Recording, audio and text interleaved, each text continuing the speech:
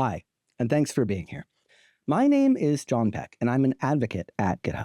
Today, we're going to be talking about how AI and DevOps practices can help us stay productive while we're still building great tests. But first, just in case we haven't met, a little bit about me. I started coding on a 286 processor back before the term CI/CD existed. I spent just a little while in purely technical roles and eventually found my way back to technical advocacy, meaning that I get to spend most of my time helping everyone from individual developers all the way through enterprise companies improve their development practices. It also means that I won't claim to be better at testing than any of you. My focus on the daily tends to be more on DevOps and on AI, but that's precisely why I'm here, to help meld those practices with testing. Now, if you want to read some other things I've written, head over to whoami.johnpeck.com. If you want to grab a copy of this presentation, head to gh.io/starwest24, and I'll leave that link on screen for you. But let's jump right in. When we think about software development, often a workflow like this will come to mind. We start from an issue, some work item describing a feature or a bug. We write code to solve it. We then write and run a variety of tests to validate the solution. And if everything looks good, we send that app out into the world. Now, some folks prefer test-driven development, TDD, which essentially swaps these two steps. And in reality, a lot of us probably do what I'm going to gently call IDD, intuition-driven development, meaning that we're redefining the feature on the fly as we code. But regardless of what methodology is subscribed to, it's rarely a one-way street. We tend to go back and forth between these different steps, and sometimes, perhaps unfortunately, we'll even skip some of those steps. So, what are the things that throw us off? In other words, where's the pain? What's problematic and what needs to be streamlined? This is what I'm going to cover today. First, we'll talk about actually writing the tests. Yeah. There's a satisfaction in knowing we have full code coverage and everything is in the green, but let's face it, we've all had a time when we'd rather eat shards of broken glass than spend one more minute writing expect.to-be. And even when we do finish building our tests, they can be really hard to maintain as our features evolve. Next, let's talk about running tests. When and where should we run them? And how can we use them effectively without breaking the flow of writing productive code? Then, let's talk about running our tests consistently and reliably while ensuring they're up to date everywhere and properly configured for every environment. And lastly, this is not a pain point per se, but it's really more of an opportunity that I want to show you. I want to give you a sneak peek of how we can dramatically speed up the route from feature definition to completed code and tests. So let's jump right in on that first one. Writing tests is occasionally difficult, often quite tedious. And whenever I hear those two statements together, I immediately think, maybe AI can do the job for me. In fact, when you ask developers what their biggest desire for AI assistance is, more than generating code, more than refactoring, even more than writing documentation, their number one answer is writing tests. If you've never used an AI pair programmer, I recommend trying it. So I work for GitHub. I get access to GitHub Copilot for free. But even if I didn't, I'd probably still pay for it. It's that good.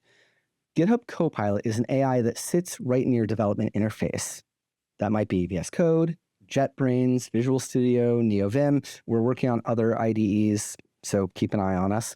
But fundamentally, Copilot does these two things. If I start typing some code or a comment, it gives me that full code completion, often just a full function definition, that it thinks will satisfy the need that I've described. This is brand new code. It's dreamed up just for this situation based on Copilot's understanding of programming in general, but also the specifics of the code that you have open in your editor at the time. The other thing it's able to do is you can chat with Copilot right inside of that context of your development interface. So it'll try and answer any question you give it, so long as it's programming related. And that might be how to write or refactor a piece of code, but it could be a ton of other different things. So you might try asking it, how do I generate documentation for my project? How do I migrate from one programming language or a data store to another? How do I deploy my app into my favorite hosting provider? How do I check to see if there are any security vulnerabilities in this code? And if you find any, what might be the solution? There's an endless number of things that you can try with an AI pair programmer. Now, if you want to play with some of these, you can grab this list. I've put it up at gh.io/copilot/try this. You should also explore those learning links on the right. But for today, I'm just going to focus on the narrow case of building and running tests. So I'm going to start with an old toy application that I have on hand. If you want to take a peek, you can find it at github.com/pekjon/haikus for June. But the app itself, it's not really important. It's just a very simple app, which has a list of dog pictures and a poem for each one. It has two endpoints. The homepage will show all of the pictures and haikus. Or if you add a number to the URL, you get another endpoint that shows you just that individual haiku and dog picture at that index. The data, by the way, it's not even in a database. It's just saved in a static JSON file right inside the code repository. So like I said, really simple app, just something that we can use for toying around here. All right, I've opened that up in VS Code here. And you can see those two endpoints that I just described. One for the root, getting all the haikus, one for a specific index. What I want to do is I want to write some tests to make sure that both of these endpoints work. On the left side of the screen, you can see GitHub Copilot chat. It's sitting there waiting for me to ask it to do something. Now, I already tried a few different variations here. I won't bore you with showing them all on the screen. I'm just going to go through and explain what each of them did. One of the important things about prompt crafting, you're not going to get it right on the first try. You're going to go through a few bad iterations. You're going to figure out what happens to work in this context with this particular tool. And then eventually you're going to get much faster at it as you learn to work together with that tool and what kinds of prompts work well. For example, if I just say create tests here and ask Copilot to do that for me, it takes a fairly naive approach. It just checks to see, is that page returning okay, a 200 return code, or is the page missing a 404? That's obviously not complex enough for our needs. I'm going to delve in a little bit deeper, and I'm going to ask it, okay, I want you to create tests using a particular source of data. Now, a funky little hint here for Copilot, if you type #file, it'll bring up for you a file picker, and you can pick which of your open files you want it to focus on. You're basically saying, hey, do what I said, but think about it in the context of this particular file that might be important to the prompt I created. So I'll do that. I'll say create tests using #file and pick haikus.json, where all of my haiku data is stored. And it gives me back a set of tests, but they're expecting JSON as a response now, not HTML, which is what my endpoints actually provide. All right, another go at it. Create tests for HTML responses using that haikus file. Now it gets confused and it tries to just test the haikus file directly and see if it'll provide HTML, which it doesn't.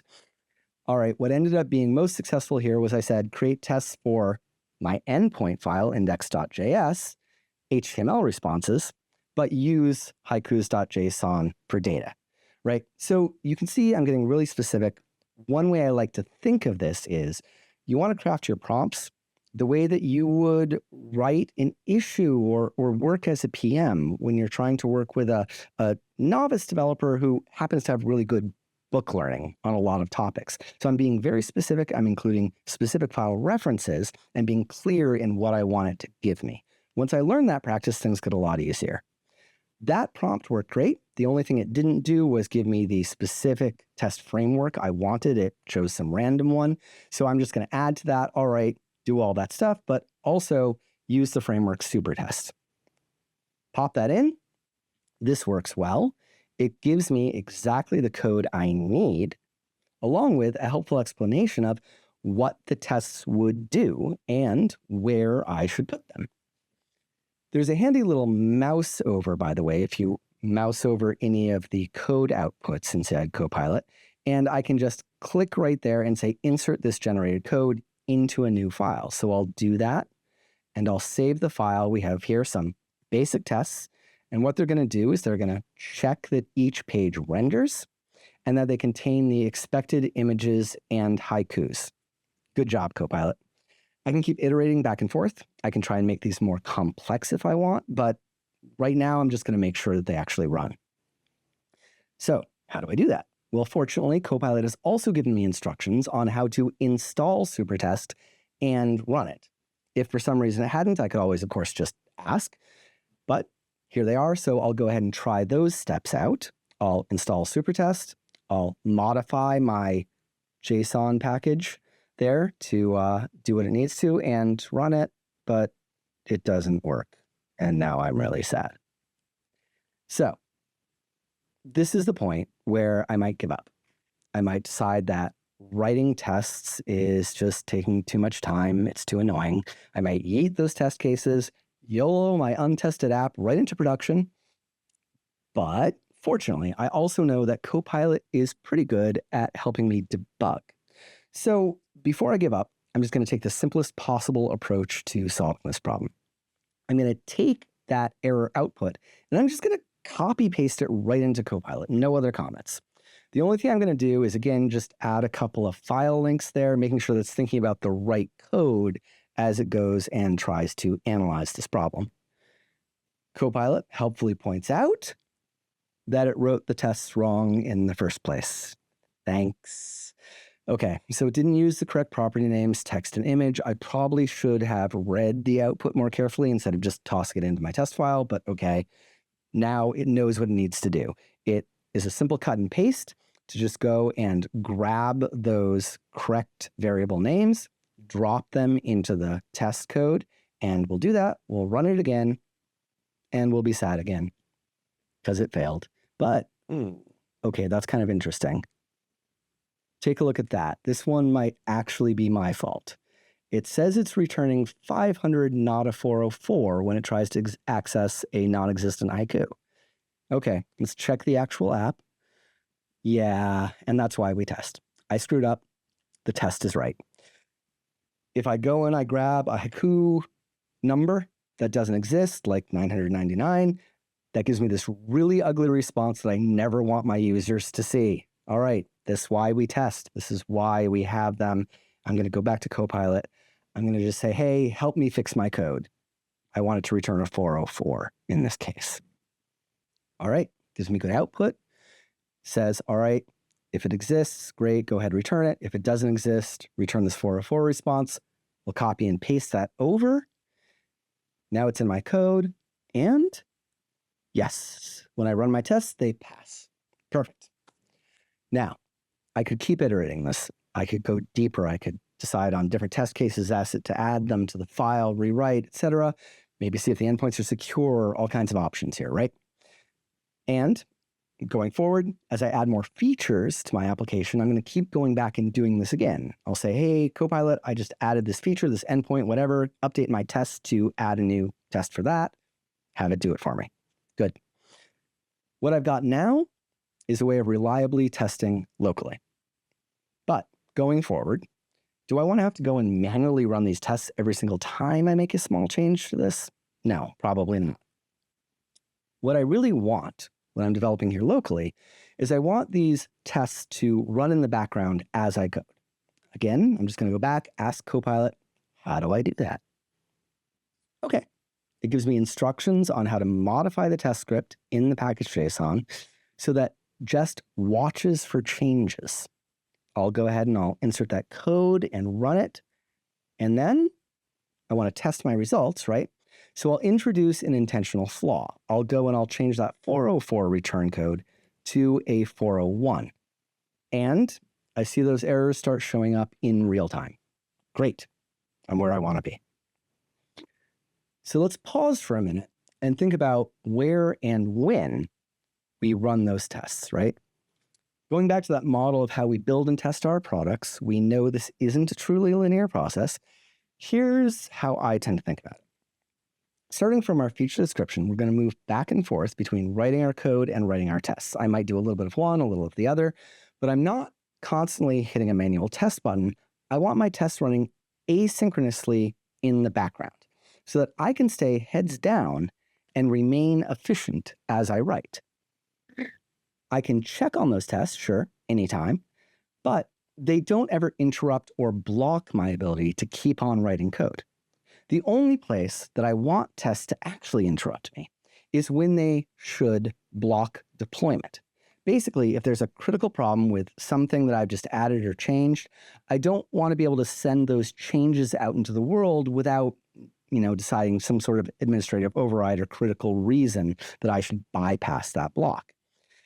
In fact, I'll even go out on a ledge and say that if you set this all up properly, you can actually have a truly continuous deployment model where any change that I make and I commit and it passes all of my tests is immediately allowed to flow right into production, to be deployed out into the world. If my tests are good enough, what's stopping me from just saying, hey, that app should always go out immediately and continuously on every successful change?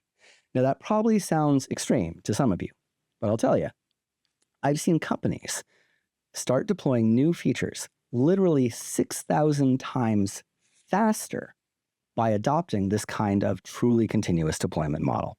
May or may not work in your scenario, but something to think about. Now, in order to do all of this properly, you want to ensure that there's a history of every change you've ever made and that you can roll back a bad deployment quickly in that rare case that something does slip through and destroy production. You also want to make sure that your tests for each build and their results are visible right away to your whole team and at any time. Basically, if I'm a team member of yours and I come in and I want to review the state of our development pipeline, I shouldn't have to go and rerun a bank of tests, kick something off, and then wait for the results.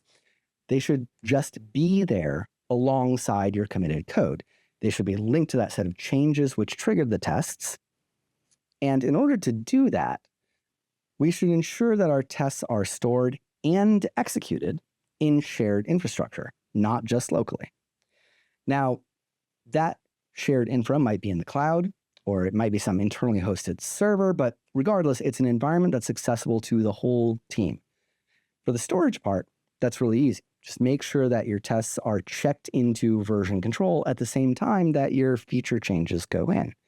But actually executing those tests in a shared environment, that's a little bit more complicated. So let's ask ourselves, what's involved in test execution? You have to have some way, some sort of compute engine, a place these can run, right? And you need that environment to be configured in a reliable way.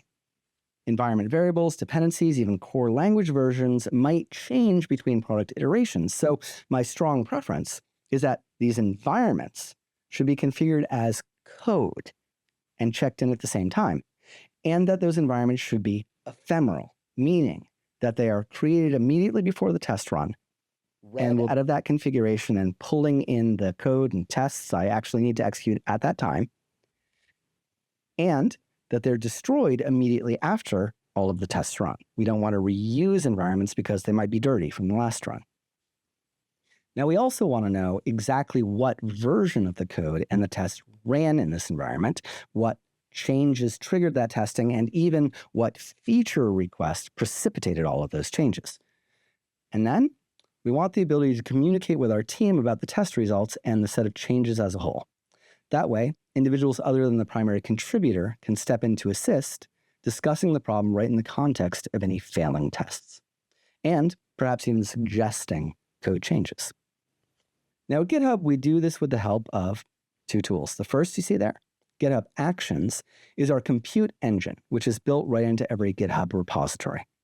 The second is rich pull requests, which let us see and discuss those tests right next to the code changes themselves.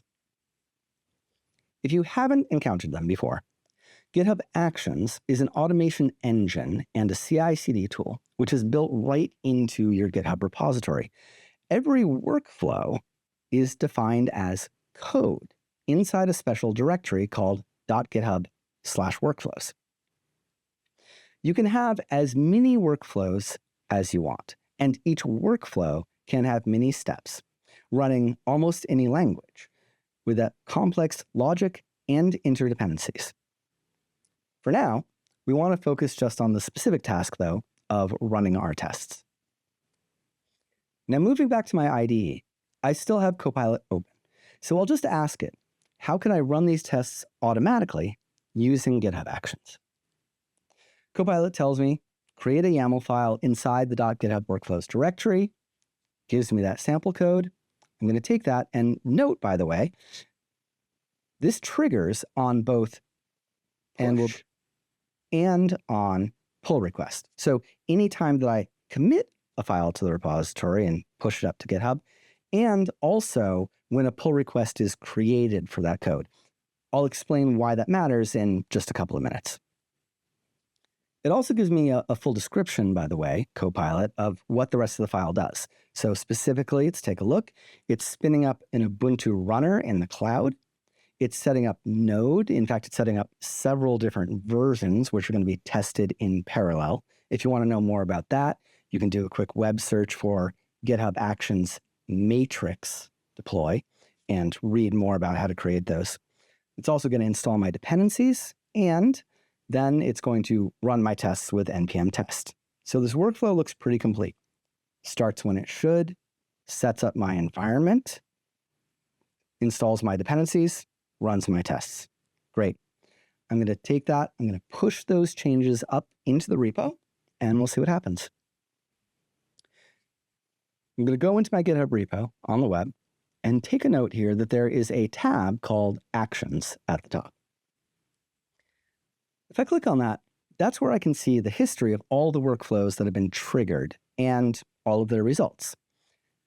Remember how we specified that the test workflow should run every time I push code? Well, in the process of committing and then pushing the workflow itself, I pushed code. So of course, the test ran.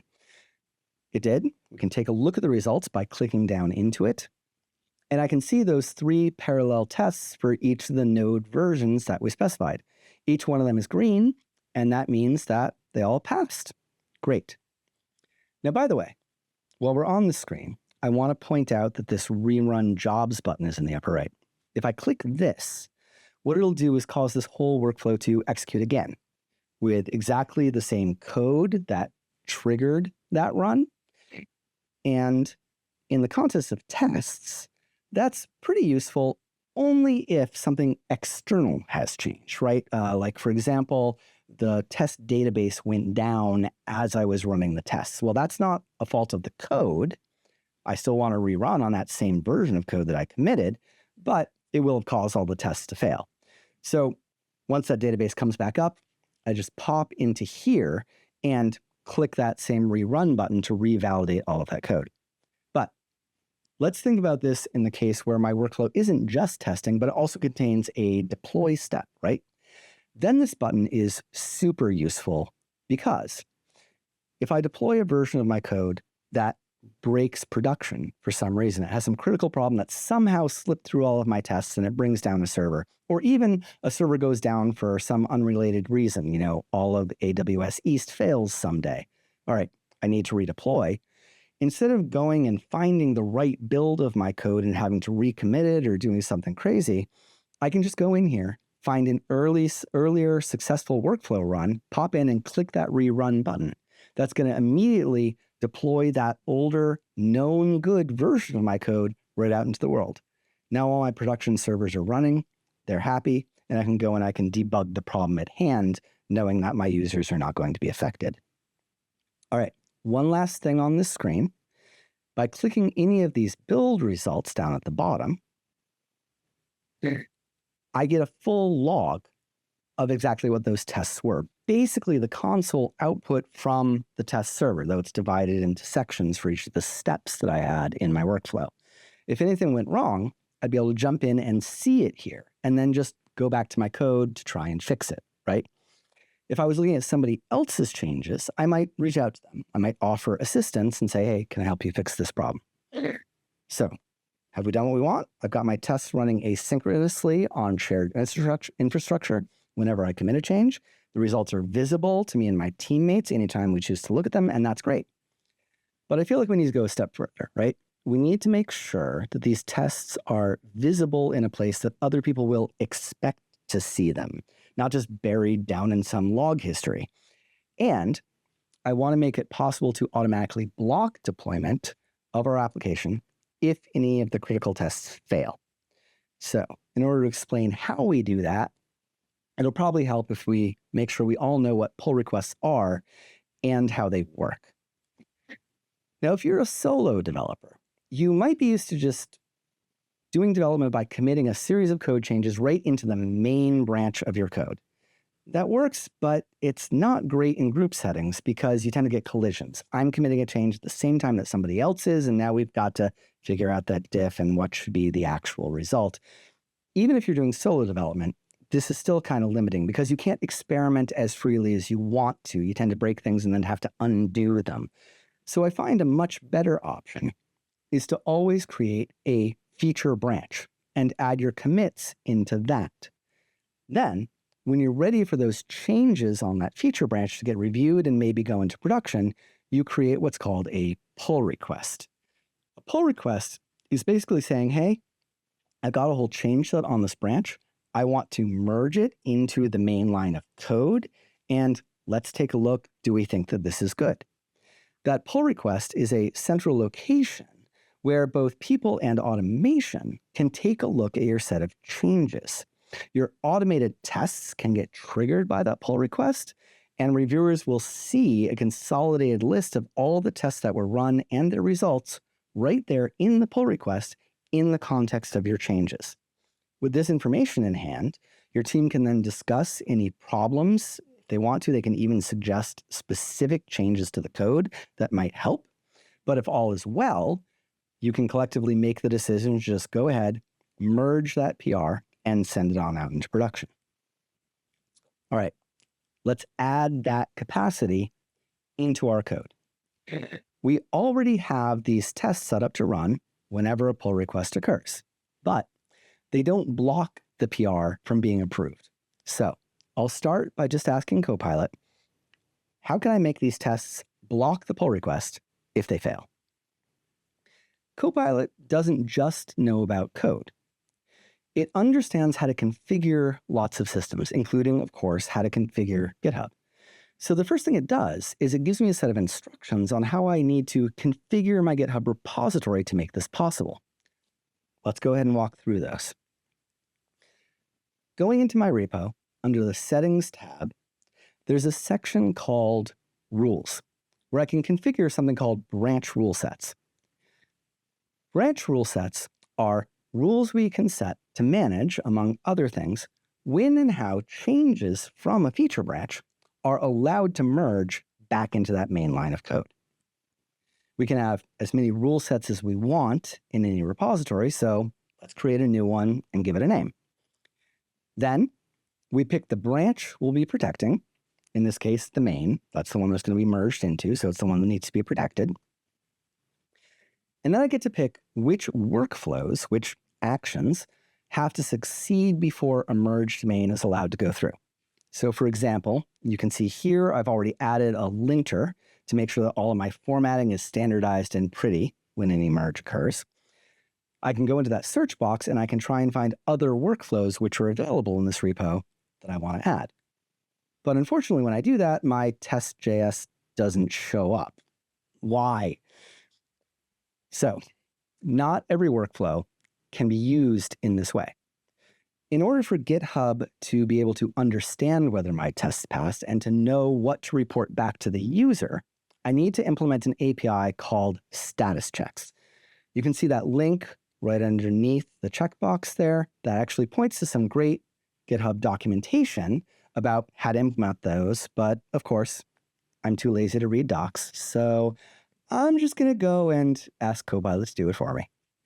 Hey, Copilot, why doesn't this show up as a status check? And Copilot happily provides me with the steps I need to add to my workflow in order to implement that API.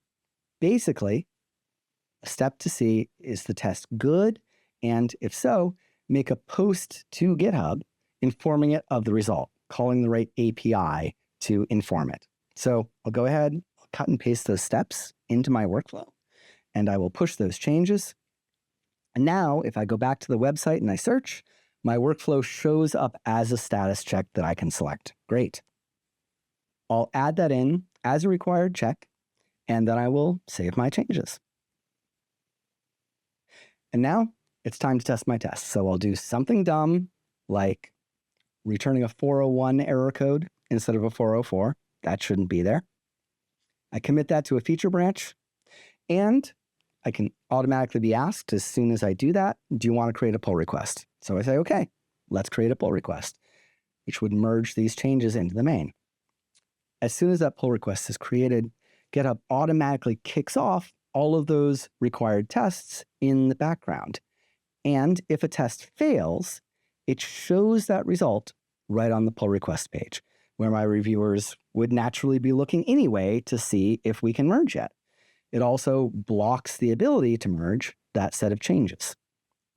Now, if I clicked on details there, I would see log results like before, but you should also know that if I'd spent more time with it, gotten more complicated, it's also possible in that API to create a much more detailed, even graphical result, which is going to go right into that page. If I had chosen to do that, it would make it even easier for my teammates to understand what went wrong and how to fix it, because they'd have that output right there inside the same page, not just a link to some log file somewhere. Okay, good. So now we have our tests running in the background, both locally and on GitHub's cloud. Now, let's update this diagram to show that. All right, and now we'll consider a couple of final problems. How do we deal with the fact that certain environmental variables, like which database we want to test against or what port we should run on, might need to be different for the local versus the remote environment? And then, how do we ensure that all the developers working on the project use not just the same variables, but the full same development environment? I mean, dependencies, operating system, hardware, everything. After all, we don't want some system-level configuration on an individual developer's machine, like what exact database version they're running locally, for example, or some environment variable, to introduce bugs into the system, which aren't the fault of the code itself. The objective here is that we have consistent, replicable environments across both local development and remote testing all the way to deployment, with the ability to configure each environment reliably, ideally as code which has been checked into the repository itself. For that, I need to introduce two more concepts. First, GitHub Codespaces, which is a cloud IDE built right into your GitHub repository. That's going to help solve that problem of running the same development environment for everybody. And second, GitHub Secrets, which is something that we can configure right at the repository level. Let's start with Codespaces. If you click on the code button inside your GitHub repository, you'll notice that there's a section called Codespace. Clicking this will cause GitHub to fire up a container in the cloud and copy your repository into it. Then it'll redirect you automatically to a browser-based implementation of full VS Code. If you want, you can use a different editor like Desktop VS Code, JetBrains. You can set it so those will start automatically, in fact, when you hit that Codespaces button, fire up that local IDE and connect to that remote container. Or you could even terminal or use NeoVim. Those are all options. But the important concept here is that that whole configuration of the development environment, which is going to be running in that container in the cloud, is all stored inside your repository as checked-in code in a folder called .devcontainer. These files let you configure everything from the base container image to what processes should run on startup to how ports and environment variables are set up. This provides a consistent and replicable development experience for every developer on the team. And it takes the headache and brittleness out of setting up a new deployment environment, a new development environment. It goes from the repo to editing and testing the app in just a few seconds, even if it's a repo I've never used before. So here, you can see I've done that, and then I've gone and executed npm run dev right inside that code space. And I can browse that development instance, even though it's running on a remote, of that application running on port 3000. And because that whole code space config has been stored as code, if I change anything about it, maybe I add a new feature that depends on a new environment variable, I can save that and I can have that change propagated across my entire team. I can even pair it with a specific version or a branch of my code base. That helps ensure consistency and reliability across everybody building this application. Now, there's a few things you might not want to store as code, though, but you still need to be able to configure across all of your environments. And a classic example of that would be a database password or a service access token, for example. It's just not safe to check those kinds of secrets in as code. You never want them as plain text anywhere. The right way is to use a secret manager. Fortunately, GitHub has that built into each repository as well. Let's take a look. If I go back to the settings page of my repository, I'll see that there's a section on the left called secrets and variables. And underneath that, there's a subsection called code spaces. This gives me the option to create some secrets in the repository settings. Now, as the name implies, this screen is write only. Once I enter this value, I won't be able to see it again, but it can be used by my application code. Normally, I'd put a password or a token in here, but right now, for simplicity, what I'm actually going to do is just save a port number in there, right? I'm going to use the value port, the key port, and then I'm going to use the value 3080 instead of 3000, which I was using before. I'll go ahead and I'll save that. And going back to my code space, I can see that it actually updates me right away, informs me that it saw a secret changed, and I should probably reload my code base to absorb that change. I'll go ahead and I'll click that reload button. And now, if I run it, I can see that that environment variable, env.port, has indeed changed. Looking at the log at the bottom, my app is now attempting to run on port 3080, not port 3000. All right, so I now have the ability to configure everything about my dev environments consistently, whether it's base properties, whether it's the environment it's running in, whether it's the variables, etc., all the way to secrets. But what about those test workflows that I wrote, the ones that run inside GitHub Actions? How do I make sure that they have a different configuration? Maybe they use a different test database, different port, etc. I need a way to set those. So if I go back to that secrets and variables settings page, you may have noticed earlier, there's also a separate section called Actions, where you can configure those environments and secrets for your workflows. I'm not going to spend the time to go into the whole thing right now. Process, it's not too different. So I'll just leave you with that. Go in, set the same things for your actions, and then you can configure those variables separately as well. Right now, though, what I want to spend some of my remaining time doing is telling you about this really cool experiment that we've been working on at GitHub, which is going to make AI even more useful to you during development and testing.